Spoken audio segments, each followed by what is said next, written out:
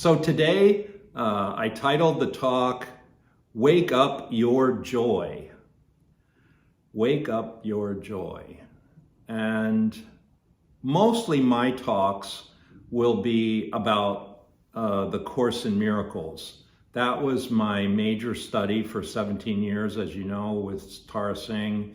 And I feel that the Course in Miracles, like Sandra said, is the most important book written in 2,000 years. And perhaps I'm biased, but I think it's a good bias.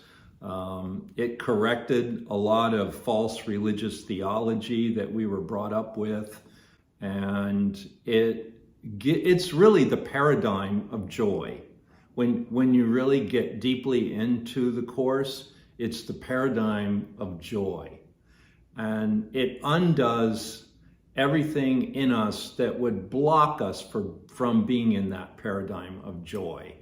So I know the language sometimes is very tough and kind of confronting, but it's like we always have these kind of two things going on in ourself. You know, we have this kind of dualistic mindset where we have the joy on one side and then we have all the other stuff that we're not feeling the joy on that other side. So the Course is very clear about making that distinction. You know, it talks about this self that God created, and then this self that we made up in separation or in imagined separation from this self God created. So the joy part is all about restoring our awareness to the God created self, or the God created part, if you want to call it. But really, it's not even a part. It's like the Course would say that God created self is the only part of you that has reality. So then it puts this other part, this ego part, the part that's sorrowful, the part that's limited, the part that's angry, the part that's negative, the part that's sick, you know, that part, it said, isn't even your real self. It's just an image. It's just a kind of a mirage of yourself. I know that's sometimes hard to get when you're feeling a symptom or feeling a condition in your life that's not too pleasant or uncomfortable. So what do we do in the face of that, you know? Like we find ourselves in a situation that's not joyful, that's difficult, challenging, we're not feeling so well about it. So how do we handle that? Wouldn't that be a good question? And it's like kind of a question that everybody has. Everybody has experienced the not joy, okay? So why is that, and how can we face that? How can we move through it quicker and get ourselves back, or wake up, like I said, wake up your real joy? I think that is what we're all trying to do. Anybody who's so-called committed to consciousness, they're raising their consciousness, you know, and I think we all are, who are doing this work with the breath work and the spiritual introspection. That would be a main question. It's like, how do we get into our heaven and stay there, right? How do we get into our heaven, which is joy, and stay there? And what is it we need to let go of that would block that or prevent that? So the whole Course in Miracles is kind of that whole issue, right? So I don't know, one of the ways that Sandra and I keep ourselves balanced, or keep ourselves more in the joy and less in the quagmire, is we have our spiritual practices in the morning, and we sit together We read something out of the text of the Course in Miracles. Then we do these sort of statements. What do we want to be forgiven for? What do we want to forgive? So forgiveness is the next thing. Then what are we grateful for? And then what would we like to accomplish today, like our petition? And then we usually read a lesson from the workbook of the Course in Miracles. So that's kind of how we keep ourselves on track. And sometimes we play the arti, that's the Sanskrit chant from India. We just play it in the background while we're doing some of our morning tasks, our morning chores. And sometimes we sit and listen to it and sing it. But that's always kind of going in the background. I think this attention to your divine connection is really important. And the more that you can give attention to that in everything you do in your day, then the more opportunity you have to stay in the joy or make contact with the joy. So I think that this attentiveness is very important. Tara Singh used to stress attention. He could probably give, 2-hour lecture on the nature of attention and what is it you're giving your attention to, right? So attention is the first step in being mindful. Like a lot of times we're just not attentive to much at all, or he would call it partial attention. Like we're distracted, we're jumping around, we're not focused, or we're focused on the problem and not the solution, or we're focused on feeling bad and not feeling well. So we are giving attention to something, but what is it you're giving your attention to? So what if your day was given attention to joy? Let's just say,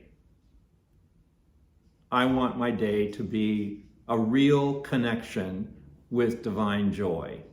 Like, do we ever get up in the morning and say that to ourselves, like set our day? And it's interesting that there's even a section in the text of the Course in Miracles. It's called the Rules for Decision. And you should all read that. It's one of the later chapters, and that's the heading, Rules for Decision.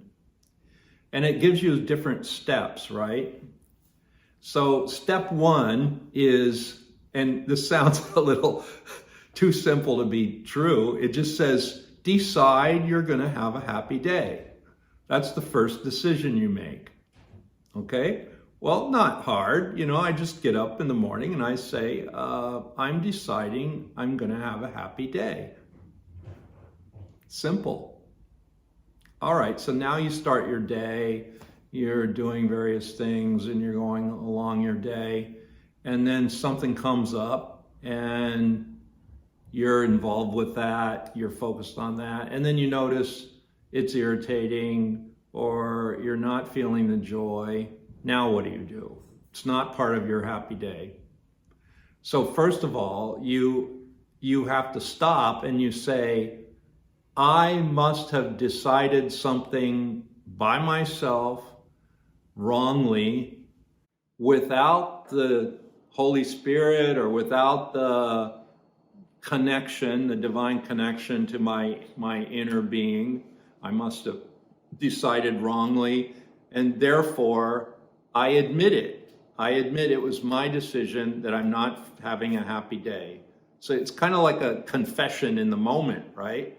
You're just saying, oh, well, I decided for a happy day, but I'm not feeling happy.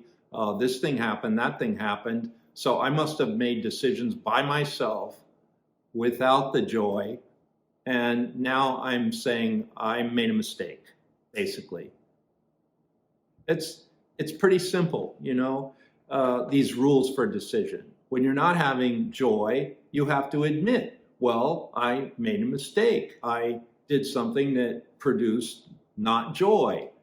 So, and I think this is the factor in all this metaphysical work we do you could always boil it down to, I'm totally responsible for everything that happens to me, and I'm never a victim of anything, right? We would all kind of arrive at that, right? I mean, we don't have to go over that. We all know that. Thought produces results.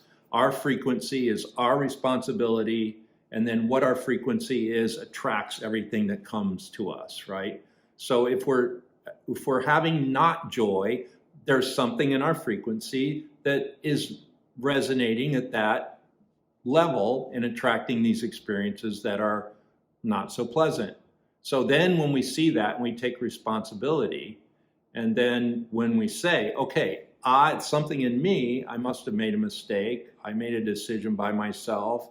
I didn't make the decision with joy, and now I'm experiencing this problem or this upset or this irritation or whatever it is, but it's definitely not happiness, definitely not joy. Then I say, okay, I made a mistake and I must have been wrong. Okay, so then that invokes a higher energy. So the higher energy, what is it? Well, we don't know exactly. I mean, define the Holy Spirit to me. You can't really. But when you make the contact with it and you see how it moves things around, you definitely are more and more trustful that it's there. So we're making this invocation to the Holy Spirit.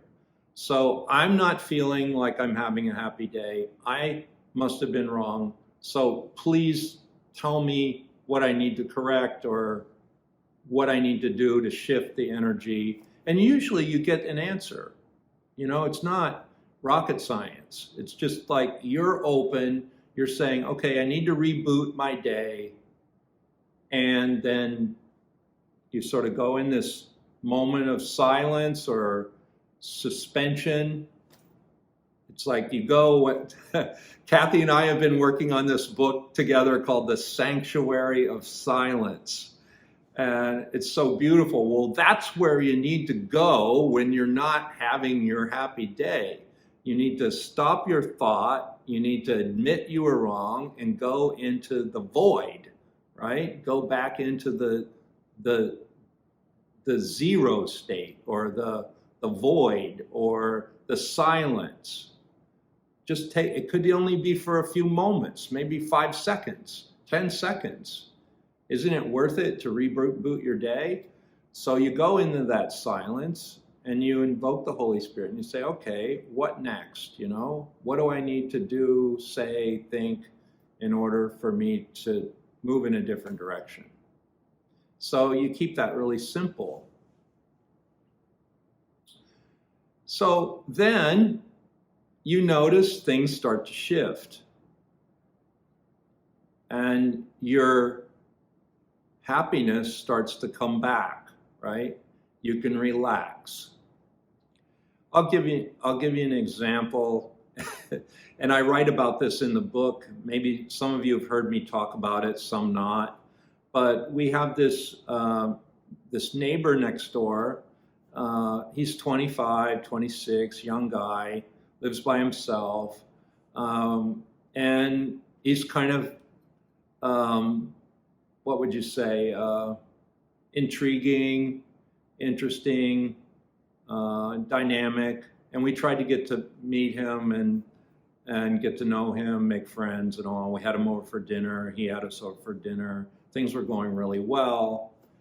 But then, you know, he has a tendency to stay up all night and play his music. And he plays kind of rap music with heavy bass, and you know, you can really feel the boom coming through the wall. And our bedroom is right next to his apartment. So it's been very hard for us some nights, especially on the weekends, to even sleep in our own bedroom because that boom is going all night. It could be till 4 a.m. And he has friends over and the talking, they're very loud. So it's been quite a challenge for me to not react.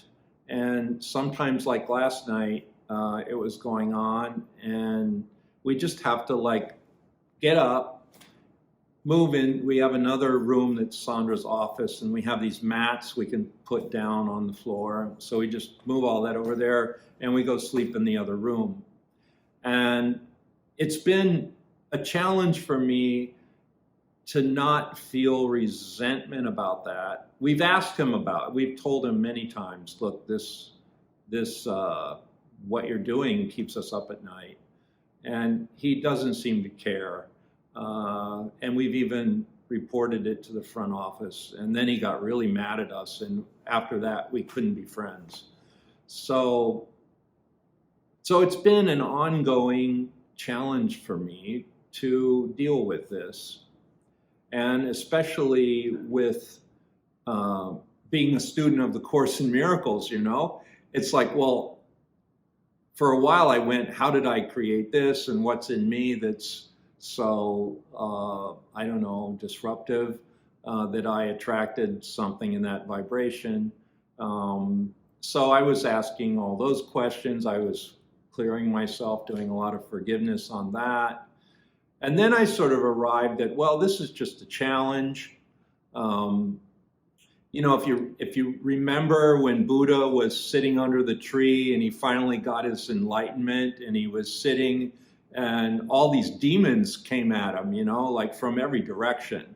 Like, it's like the closer he got to peace, the more these kind of malevolent energies came at him, right? So I remembered that part of his story, and I wasn't so, it like actually calmed me down. I said, well, these are just challenges. These are just tests. Are you going to pass them or not? You know, it's like, and I was really honest with myself. Like, some of my thoughts were like, wow, I wish I could go in there with a baseball bat and just smash his stereo equipment. You know, you're like watching your mind, and you're watching these thoughts, and, you know, they're definitely not joyful thoughts. You know, I mean, all these things are like, wow, you know, it's not so pleasant to be awakened at 2 a.m. with boom box, you know, and so I'm like really processing myself on this, and it's an ongoing thing. I think it'll probably be ongoing as long as we're here and he's here, right? So it's quite an opportunity for me to look at this and not go into upset or not go into reaction. And so actually we're quite comfortable in the other room. I actually like these kind of futon mats, and it's kind of like camping out, and we get our Babaji blanket and we go in the other room and have a good time, you know? So it's not so bad, really, but it's the reaction that's almost worse than the actual thing happening. So I've been having a lot of opportunities to process this, this next door neighbor. And Kathy's been kind of with me on it, because I've written some chapters in this new book. Actually, I'm kind of proud of myself. This is called The Sanctuary of Silence. It might look backwards in your screen, because anyhow, but it's The Sanctuary of Silence. This is my first proof copy, and it's the quickest book I ever wrote. I started it in September, and I'm pretty much completely finished with it. And Kathy and I are kind of proofreading it now, but there's a lot in here about this issue next door, right? Because how do you cope with it? How do you stay in this sanctuary of silence, this sanctuary of peace and joy, right? That's what we would all like. But life throws us a curve. Life throws us an obstacle. Life throws us something that we can't ignore, and we have to deal with it. And then how do we deal with it? So if I did not have a spiritual life, dealing with the issue next door would be almost impossible. I mean, my levels of upset would probably be much higher, because I can catch myself and kind of diffuse as we go along. So I did notice last night, it was about 4 a.m. Finally, he turned everything off, right? So even in the next room we're sleeping in, we can hear the boom. Not quite as loudly as in our own room, but so then at around 4 a.m. it stopped. And I'm still kind of looking at the ceiling, right? But the peace in the apartment was so profound. It was noticeable. It was almost like I could cut it with a knife. It was that palpable. The peace after he stopped the music, and I wasn't reacting. Like I wasn't reacting, I was just doing what we needed to do, going to the next room. But then after it stopped, it was almost like I got my boon, you know, they would say in India. I got my reward for watching my mind and not going into too much reaction, just doing what we needed to do, right? And just handling it. And we went in the other room. And then when the music finally did stop, there was so much peace in the apartment. It was noticeable. And so, okay, so that's just an example in my life. I'm sure you have things in your own life that can be irritating. And how do we deal with that? Well, I think that's how we deal with it. We do what we need to do, and then keep the chatter, or keep the attack thoughts to the minimum, right? Or notice them, at least notice them, acknowledge them. I'm feeling angry, I'm feeling irritated, I'm feeling, kind of cheated, and kind of like, then you start blaming Babaji, right? Right, Peggy? Hot damn it, Babaji, where were you? Well, try to keep out of those thoughts and just move forward and notice it and keep as much as you can in non-reaction. And then I think that that's the test. You're passing the test. And we don't always have to know what attracted that. Like I've worked a lot on, well, what's in me that's still irritating? What's in me that's still disregarding of other people? Because this is the feedback I'm getting from the universe. Someone is disregarding our situation, our presence. So how am I disregarding? So a lot of lessons come out of this. I think we've been much more attentive to people since this whole thing has come down, and so we're much more like forgiving and much more attentive to people that are going through things. We see a lot of people for sessions and they're going through things, and we're much more attentive, much more understanding, and we're doing a lot more follow-up as a result of this. It used to be people would have a session, we would give them, super care in the session, super attention with the responses that we would give them, the emails. But now we're even actually doing follow-up calls, 5 days later, a week later, a couple weeks later. So we're really following up and taking care of people a lot more. And I think this is as a result of us going through this thing with the guy next door. Like it hasn't been fun, but how can we make our life so, one, we're not doing that to other people, and more, we give people more of our time, more of our attention. So I think that's another thing that we can do to wake up our joy. What wakes up our joy is when we get out of our own little process and attend to someone else, right? We're giving of ourselves to someone else. We're bringing them joy. And that's a good principle. One of the lessons in the Course says, today I learned the law of love. What I give my brother is my gift to me. It's one of the latter lessons. It's like in the 340s, and I don't remember the exact number, but today I learned the law of love. What I give my brother is my gift to me. So again, that's the giving. What I give, I will receive. To give and to receive are one in truth, right? That's an early lesson. To give and to receive are one in truth. That's lesson 108. Great number, right? 108, 108 beads. To give and to receive are one in truth. And then later on it says the law of love, what I give my brother is my gift to me. It's the same principle, just a little bit different language. But so you're giving some kind of peace to the guy next door, even though he's not at peace around you, or maybe he thinks he is, but it's not creating peace in your world. But then you have to rise above it. So can I have peace and have that going on next door? Because what I'm giving my brother is my gift to me. So if I give him attack thoughts, then I'm not happy myself. So I had to take everything I had to stay out of attack thoughts. And I think I passed the test. Took a while, but I passed it.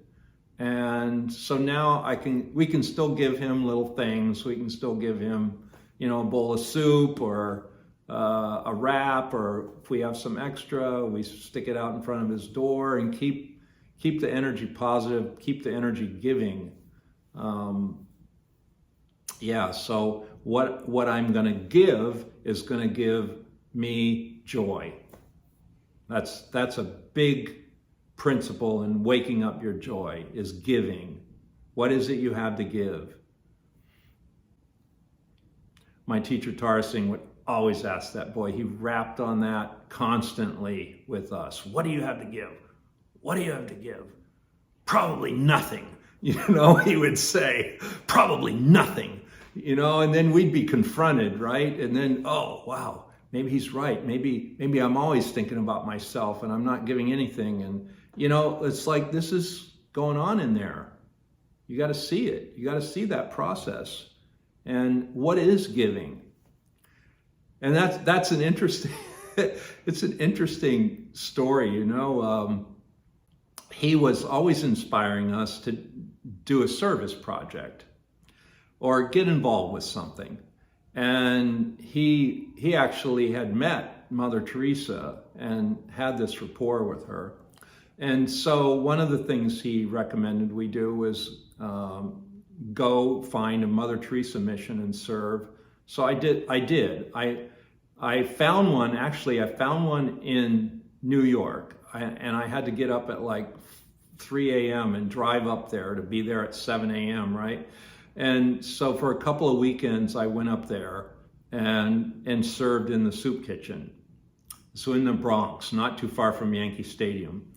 And so I drove up, and then they needed some things. They needed some plumbing. I helped them do that. And then I'm up there, and they say, oh, where are you from? And I said, well, I'm from Philadelphia, and blah, blah, blah. And they says, oh, Philadelphia, why did you drive all the way up here? There's a Mother Teresa mission in Norristown, which was like 30 minutes from my house, right? Easy drive. So then I started going there for 3 years to the Norristown mission once a week.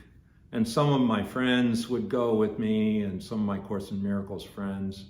So then I did that. And then I also had this man from North Philadelphia, black guy, that I helped start a halfway house for drug addicts. So I did that for about 3 or 4 years. And we even had our own little mini soup kitchen over there. So we did that for quite a few years. And then Tarsing came one time to visit this house in North Philly. And so I'm driving him over there, and he sees what we're doing and this and that, and all good. And then we're in the car and we're driving back. And he's like confronting me, and he's saying, why are you still at the survival level? Like the survival, we all know what that is, right? You're working your ass off to survive. You're paying your mortgage, your car payment, you're this, you're that. You're just surviving. And he saw something in me that yeah, maybe I was doing all these service projects, but I wasn't receiving the joy from it. I was at the survival level. You know, it was just all another thing on my to-do list. And he picked up on that right away. And he says, "Why are you still at the survival level?" And I couldn't deny it, you know. And then he went on and he said, "Okay, you want to get out of the survival level? You're going to need miracles." And then I was seeing, well, what is it, the miracle? It's like a very lofty energy, right? That's beyond what we know. So I was using what I know, and we all do, and you have to. Like you have to know how to drive the car. You have to know how to find your plane in the airport. You know, there's a place for that.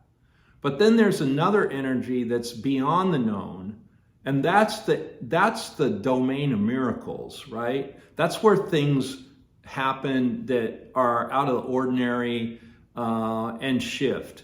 It's like, I would say, like last night when I was given all that attention to not being reactive.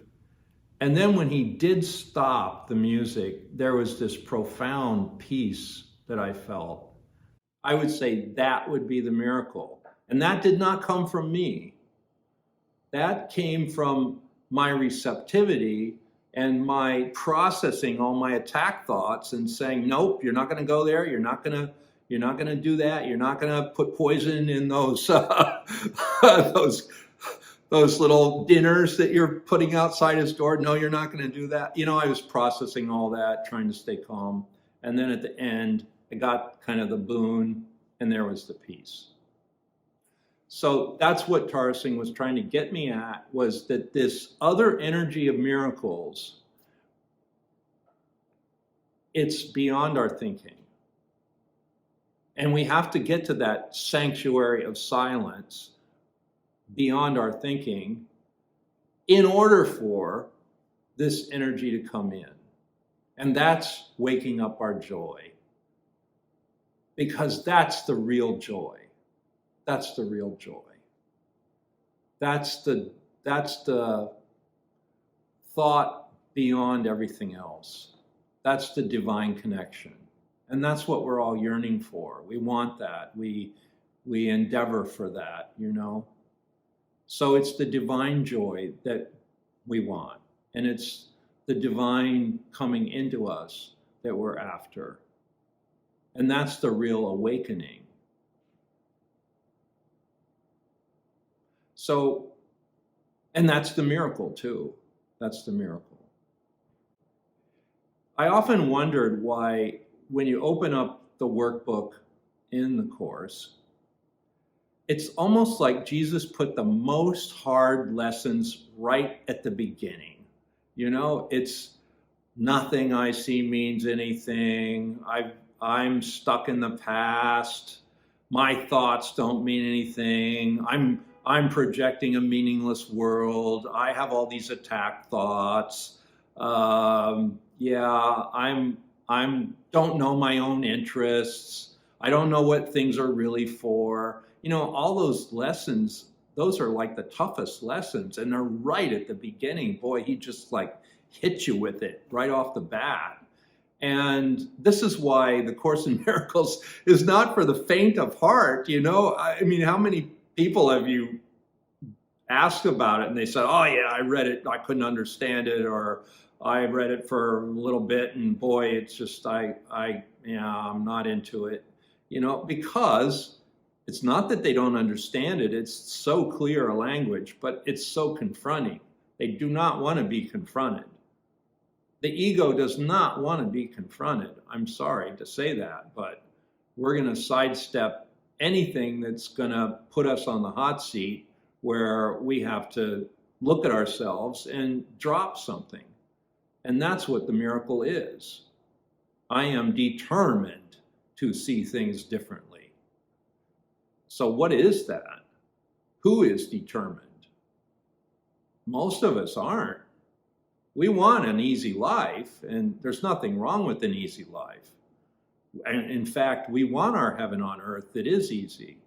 But what we often have to do to get there is to drop something, to see something differently. And that's a spiritual practice.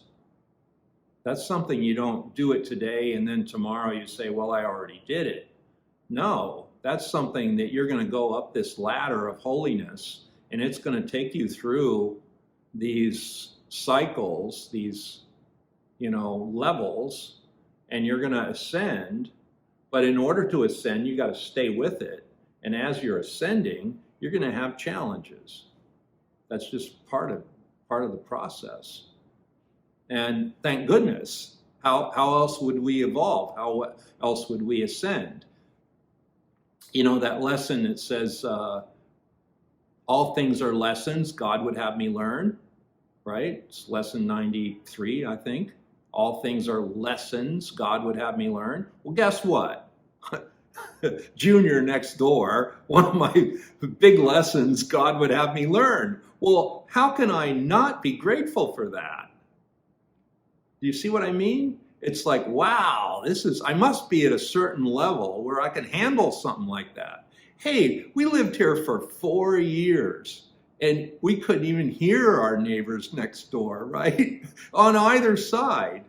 And then all of a sudden, it's like we get these neighbors, and the one on one side has these 2 kids, and they're often up, banging around at like midnight. And then we get Junior over here playing his stereo. All of a sudden, like overnight, the whole thing just shifted. We like had such a peaceful place, and then all of a sudden it's like from both sides we're being assaulted. And what would you attest that to, right? Well, okay.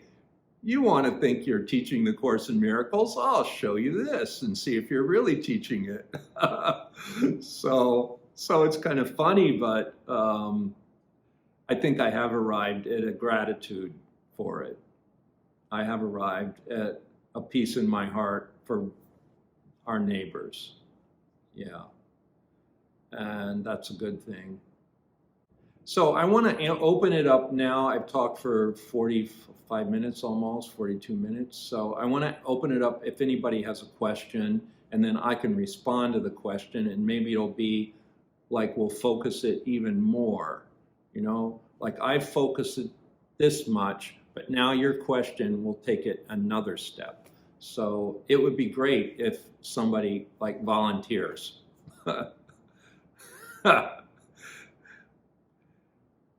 Yes, Peggy, go ahead. Remember to unmute yourself. I have 3 questions, Yes. but it's, I don't know which one to choose. Okay, how about the apartment thing? Now, if that happened to me, I would look at it the way you looked at it. And then I would also think to myself, is this a message from Babaji that I should move? Is it time? Like, do you ever think that? Yeah. Is it a sign? Yeah, good question. Right? Yeah, good question. Okay. Well, okay. So first of all, when we first got the message that was very clear to move to Washington, D.C., we were in Bali, and the message was very clear. And the message was 6 years. Go to Washington, 6 years. And we did. We got right on it. We were here in 2 months. All right, so now this thing is happening. It hasn't been 6 years. It's been like 4 years and 6 months or something. So that's one factor.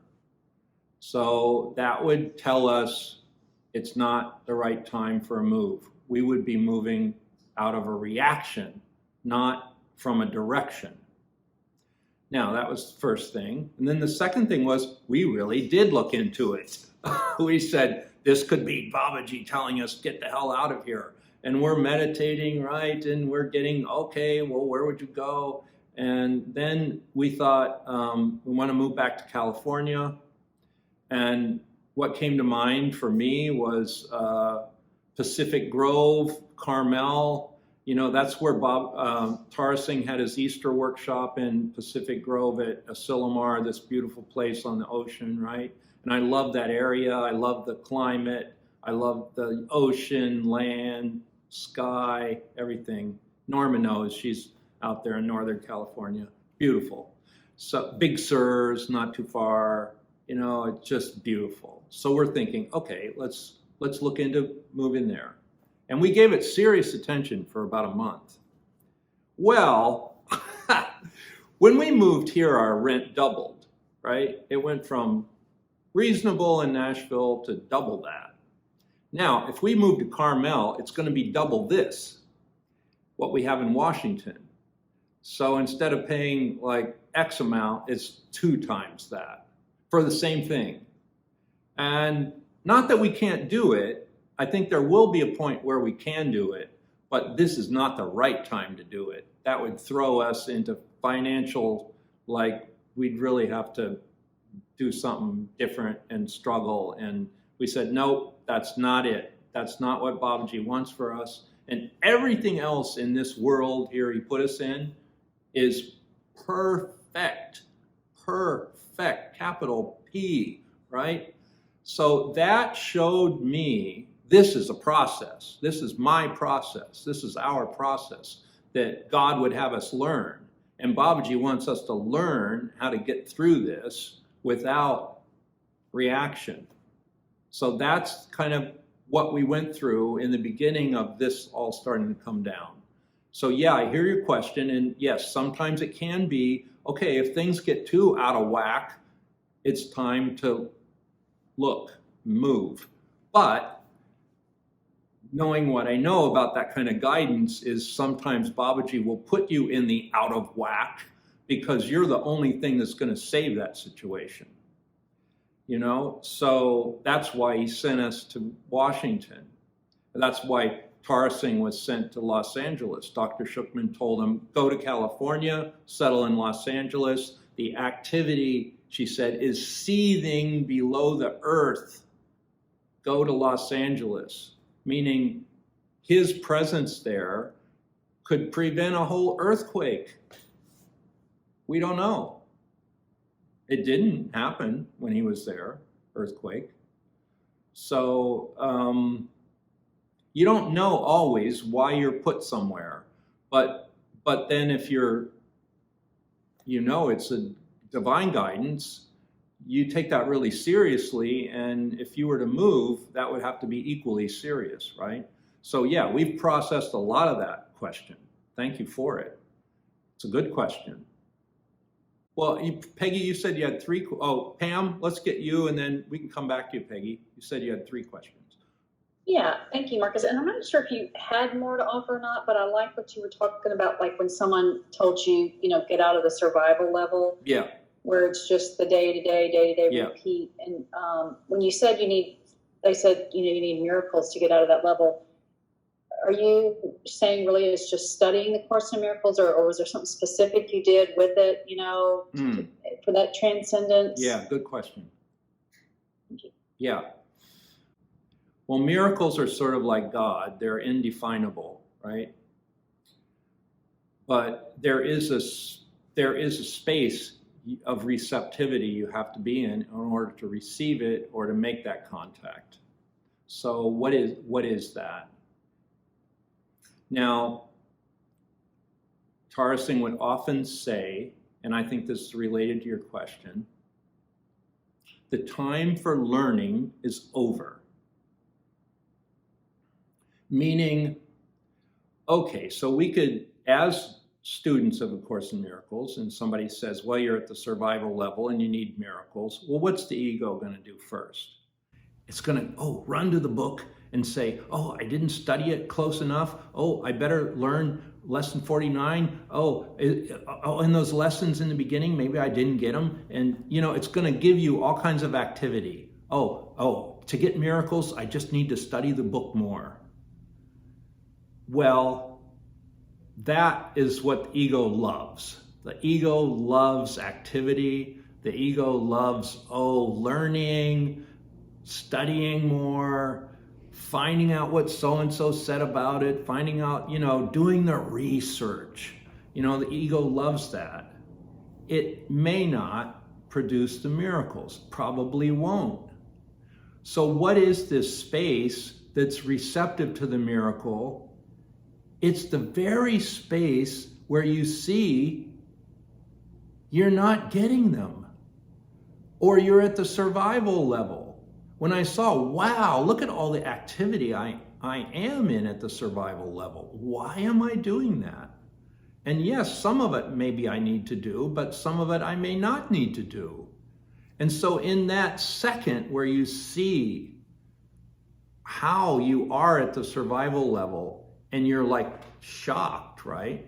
Wow, I was living like that. I wasn't living with miracles. For a split second, you're in that sanctuary of silence, that zero place, that void. And it's the void that gives you the miracles, not more study, not more learning. We've all studied the Course in Miracles for years. And if we're not getting the miracles, then what's more study going to do for us? No way. That's not it. It's like you can have a reverence for the thing. And I do. And we do. And we do study it. But there's the energy beyond the studying of it where the miracle comes in. And that's not something the Course can do. That's only something your life can do for you. And life is what the lesson is going to be. And the guy next door is more valuable than the lesson that says, give up your attack thoughts. All right, so you could read that lesson until you're blue in the face. My attack thoughts are attacking my invulnerability. What's the other one? I'm willing to give up my attack thoughts. All right, but the fact of the matter is somebody next door comes along and you notice you have attack thoughts. Well, you read that lesson how many times? 50 times? So learning is not going to get you there. You can learn it, you can memorize it. And now the miracle though is, okay, he comes along. You're determined to see things differently. You are watching your attack thoughts and you're saying no to each one of them. No, I'm not going to go there. I'm not going to go there. I'm going to see the Christ in him. I'm going to see the holiness in him, no matter what. And then you reach this point where you truly don't have the reaction and you come to peace. And that's the miracle. And that is not something that learning gave you. Learning may have got you there, but it didn't give you the miracle. That's something beyond thought, beyond the learning. And that's what life is giving you. Life itself is giving you that. And you didn't learn it. And you're seeing something else. Actually the guy next door, he's kind of beautiful. He's like this young black guy and he's pleasant to look at. And you could just look at him and feel the kind of joy, right?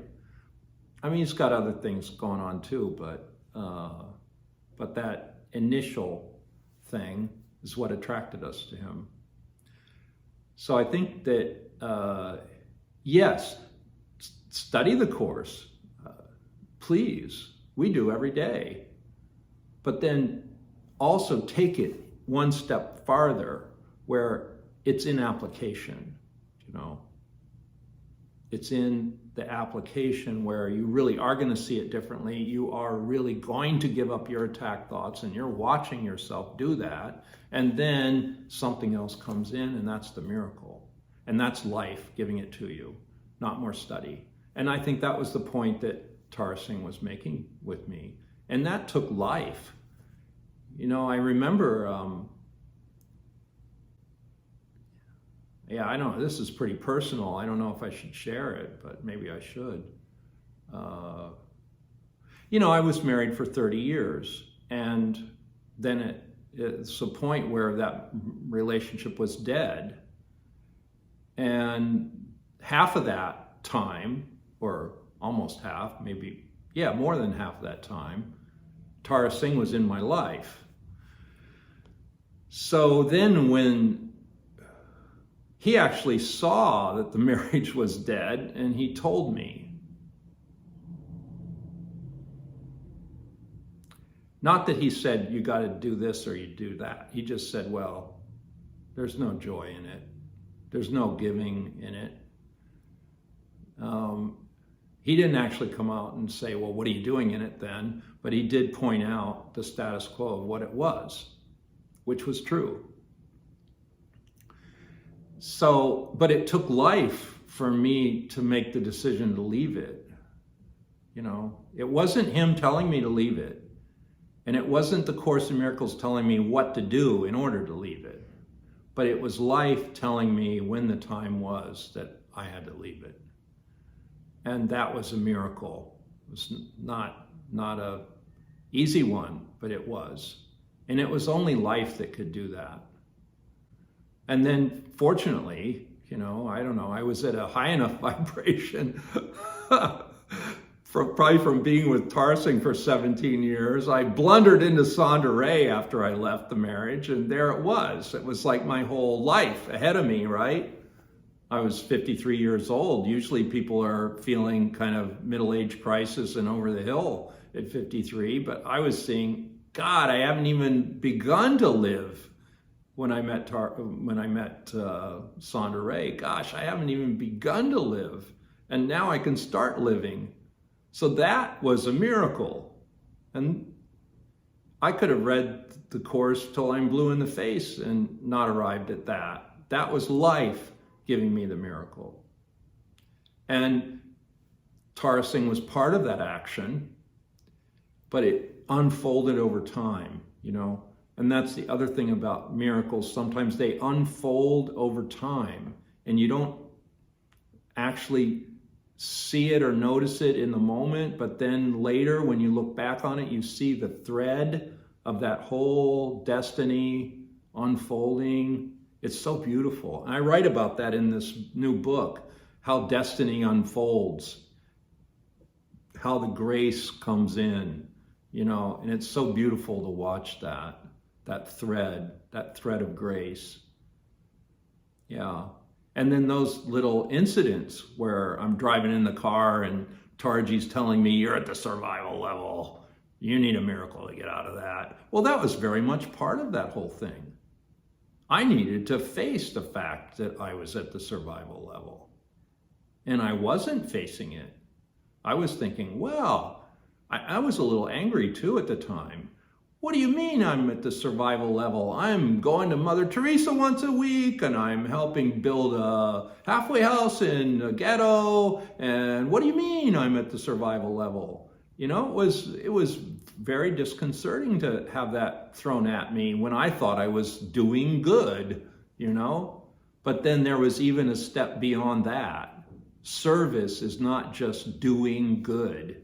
It's your whole being is taken to another level where your whole life is a service, not just one day a week or whatever, you know? Your whole life is a giving. Your whole life is a service to humanity. That level I could not have done at that time. I wasn't there. But I was destined to be there. It was part of my destiny to be my whole life an action of service. So yeah, you have to be gentle with yourself where you are at the moment. I think I was pretty gentle with myself. I mean, and then open to the new, open to your own evolution, open to the steps you need to take to wake yourself up even more. And that's a process of life, and that's your destiny. And that is also waking up your joy. When you know you're moving in the right direction and you are fulfilling your destiny, there's a lot of joy in that. You have certainty that this is the direction you need to go. And there's a lot of joy in that. Now, there's still unknowns. I am certain that I'm going to be safe going into the unknown, which doesn't feel certain, right? That's a kind of a certainty. I'm certain I can face the unknown and get through it, and it'll be better off. See, that's the thing. We think, oh, if we go into the unknown, oh God, we can't figure it out and we don't know. And gee, many Christmas, what could happen? Catastrophic thinking. Oh man, I could go bankrupt. Geez, will I be able to afford the rent in Washington, D.C., paying twice as much? You know, all that shit comes up, right? But I am certain we can go into that and be okay.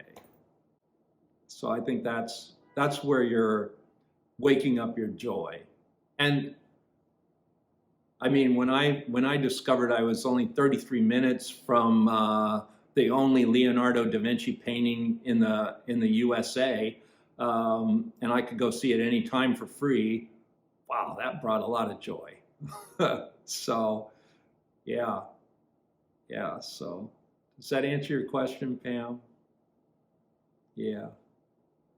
Oh, it's so wonderful having you guys here. So, Peggy, did you have another question? We have time for one more. I have a question about humility in this whole thing, because I'm not even sure if it's a question. I've just noticed, and I loved what you said about the miracle is dropping something, because like I'll be doing the Course in Miracles, I'll do my lesson for the day, and I'm repeating the lesson throughout the day when I remember. And but then, you know, I hear the resistance, I hear the negative conversations sometimes from the ego, and then it's a matter of that push against that lesson, and it's a matter of looking at those negative conversations. Like you said about the neighbor, I want to poison his food, I want to whatever, you know, sometimes they're not that extreme, but just little things. And I have to look at that and say, can I drop it? Mm-hmm. Can I drop this? Can I really? But there's a certain, what is the word? It's like a humility or something where in the surrendering of it to God, I have to be humble enough to not keep it, to really let it go. Yeah. And then the miracle happens. Mm-hmm. But I mean, this is all talking up here in my mind, and I can't really effectively do that without God's help, because there is something else that comes in the letting go of it to create that miracle, something that I can't bring forward. It comes from the Holy Spirit, if you will. Yeah, sure. Right? Yeah. Well, I think the humility is a good word to look at. And we have to be careful that humility does not come with sacrifice or Right. or kind of poor little me, or I'm little and God's big, that kind of thing. You know, that's the old paradigm of humility. So I think the humility that you're talking about is, yes, you arrive at the limitations of what it is you can do, right? So you get to the end of that and you say, okay, well, there's another power that I have to trust that's in me, but not from me, right? It's in me. Yes. I have access to it, but it's not from me. It's not, I don't originate it. There's a higher source that originates that power. You know, where it says, God is the strength in which I trust.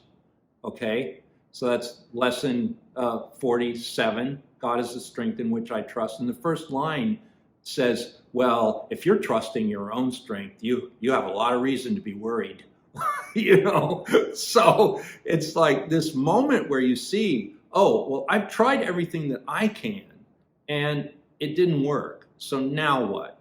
Okay, so then that's where humility is.